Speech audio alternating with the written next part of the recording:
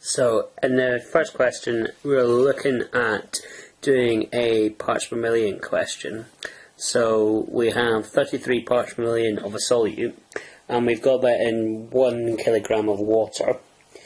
So the question is how many parts per million are there in that 1 kilogram of water? What mass does that 33 parts per million uptake? Okay, so the first thing to say is 33 parts per million is exactly what it says in the tin. It's 33 divided by 1 million, okay, which would give me an answer of 33 times 10 to the minus 6, which is the same as 3.3 times 10 to the minus 5. So that's how many parts per million we have. Well, we need to know what mass we have in 1 kilogram of water, and so we need to multiply that answer by 1000. Which is the same as just crossing out 3 of those zeros, which gives us an answer of 33 divided by 1000, which is the same as 0.033. So the answer we got was C. In question 2, we were also looking at using our knowledge of moles. So we needed to know the Avogadro's number. What was that equal to? Well, it was equal to the number of particles in 1 mole of substance. Okay, so one of the options, you were looking between option B and option C here, and you had to be careful of a contradiction. Okay, so a lot of you put option B because you said it was the number of atoms in any element. Okay, or in 1 mole of any element, I should say. Well, obviously that's a con because some elements might be diatomic. So, for example, oxygen, that would have 6 times 10 to the 23 molecules in 1 mole. And because it has the formula of O2, it would have double Avogadro's number of atoms within 1 mole. Okay, in this question, question 3, we are looking at calculating the molecular formula of a hydrocarbon once we know the percentage by mass of carbon and the percentage of mass by hydrogen. Okay, so the first thing we need to do is work out the relative consistency contained within it. So what is belonging to the carbon and what is belonging to the hydrogen. To do that, we need to divide our percentages by the relative atomic mass of carbon for the percentage of carbon, the relative atomic mass of hydrogen for our percentage of hydrogen. Okay, so that gives us an answer of 6.89 and an answer of 17.3 for the hydrogen. Then we need to be able to calculate our ratio, so to do that we divide each of those answers by the subtotal number. So 6.89 divided by 6.89 is 1, 17.3 divided by 6.89 is 2.5, which obviously we can't have half a hydrogen atom, so therefore our empirical formula is C2H5. That is not the end of the question, however, so most of you put that as your final answer. The question, however, asks you to find the molecular formula of the hydrocarbon. Okay, now you know that hydrocarbons can consist of 2 general formulae. They can either be an alkene, in which case they have CnH2n, or they can be an alkane, in which case they have CnH2n plus 2. Well, C2H5 doesn't follow either of those rules, so I know to convert to molecular formula from my empirical formula. Normally I would look at the ratio of my molecular formula mass to my empirical formula mass, and I would know what I'd need to multiply it by. Okay, in this case I'm using the fact that I can have these 2 equations to work out what the molecular formula of my compound is. So if I multiply that C2H5 by 2, I end up with C4H10, which is butane and follows that CnH2n plus 2 rule. So the answer is D and C4H10. Okay, so in question 4, we're told that X has a minus charge, and with a minus charge it has 36 electrons. So for it to have had a minus charge, X must have gained an extra electron. Therefore, X must have 36 minus 1 electrons, which is 35 electrons. We can look at the periodic table and look at the atomic number which is equal to the number of electrons in an atom, remember, and we can find out that X is equal to Br. Therefore it's a p block element, and the answer is B. In question 5, we're given some data and some enthalpy data, and we're asked to calculate the enthalpy of reaction to form carbon monoxide from carbon and oxygen. So the first thing we have to do with these three equations is construct a Hess's cycle.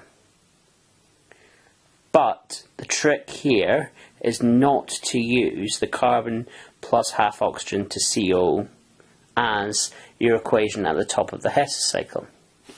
The trick is to recognise that in the two bottom equations, in the first equation I am making PbO, and in the second equation I'm using up the PbO that I've just made. So it's this bottom equation, PbO solid plus CO gas, going to Pb solid plus CO2 gas, that I'm going to use at the top of my Hess's cycle.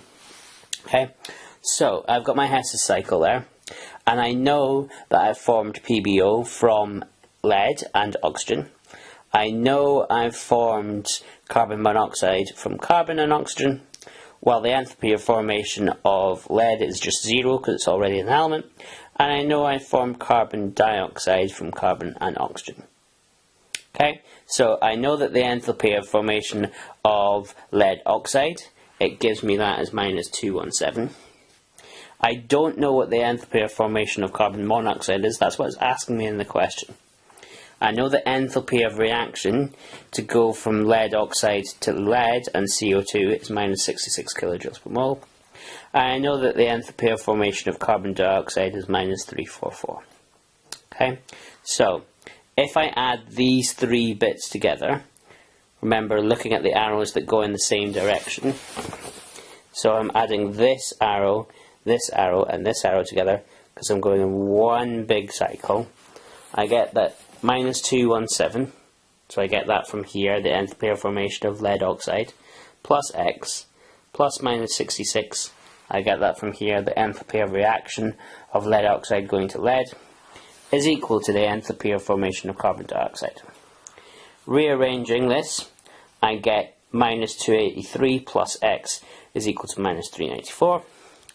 Rearranging that, I get X is equal to minus 394 minus 283. It's the same as plus 283, which is equal to minus 111 kilojoules per mole. So the answer is B. So the trick here, again, to say it, was to work out that lead oxide and carbon monoxide going to lead was the top of my Hess's cycle. I could do it a different way and look that the lead being produced in the third equation was being used up in the second equation, so therefore I needed to flip the value sign of the third equation. That would again, then I would have to work out the difference between minus 217 and plus 66, which would again give me that minus 283 value, and then I would just plug in exactly the same, minus 283 plus X is equal to minus 394. Okay, so question 6 is asking which of those enthalpies of formation could not be measured experimentally. So you've got water vapour, carbon monoxide, carbon dioxide and methane. And obviously the experimental method we know is to use a calorimeter with a known volume of water and measure the temperature increase in the water. You then calculate your heat transfer value from Q equals mc delta T, okay, where your m was your mass of water, your C was the specific heat capacity of the water, and the delta T was the temperature change. Okay. You would then also know that the delta H is equal to the negative of that value divided by your number of moles. So the question is really asking you, can I set up an experiment where I can burn each of these materials? So can I set up an experiment where I burn hydrogen and oxygen? The answer to that question is yes. Can I set up an experiment when I burn carbon and an insufficient amount of oxygen? Again, the answer to that question is yes. Can I set up an experiment when I burn carbon and oxygen? Again, the answer to that question is yes. Can I set up an experiment when I react carbon with a stream of hydrogen gas? Well, the answer to that question is no. So I can't measure the enthalpy of formation of methane directly by experimentation using my calorimetry method. I have to use a Hess cycle or use the bond enthalpy data to work out what the enthalpy of that reaction is going to be. In question 7, it's asking us which of the steps is not a step involved in the Born-Haber cycle of the formation of lithium iodide. Two ways you can do this. Firstly, is to draw out your entire Born-Haber cycle as I have done here. So your first step is starting off with lithium solid and iodine solid going to lithium iodide. A lot of you put that this was the step that wasn't involved. What you need to realise is that iodine is a solid at room temperature because the van der Waals forces. Iodine is large. It's large because the number of electrons in iodine is absolutely massive. So even though each individual van der Waals force is weak, because there are so many of those forces, overall iodine is a solid at room temperature. So that is definitely involved in the Born-Haber cycle. Once you've started off with your lithium solid, you need to vaporise that in an enthalpy of atomization. You need to then ionize that in an ionization enthalpy. You then need to do a second vaporization atomization enthalpy, this time with the iodine solid. You then need to do an electron affinity enthalpy with the iodine gas, converting one atom of iodine, 1 mole of gaseous iodine atoms rather, to 1 mole of gaseous iodine ions. And then you've got your lattice enthalpy to go down to your lithium iodide solid. So the answer to the question, which one's not involved, is the formation of an iodide plus ion. So the answer is D. We could work that out by drawing the Born-Haber cycle and look at which step was missing. Or we would just know that yes, it is theoretically possible to have a first ionization enthalpy for iodine. However, in this context, the iodide ion, is forming the negative ion. So there would be no point in forming a positive ion as part of the Born-Haber cycle.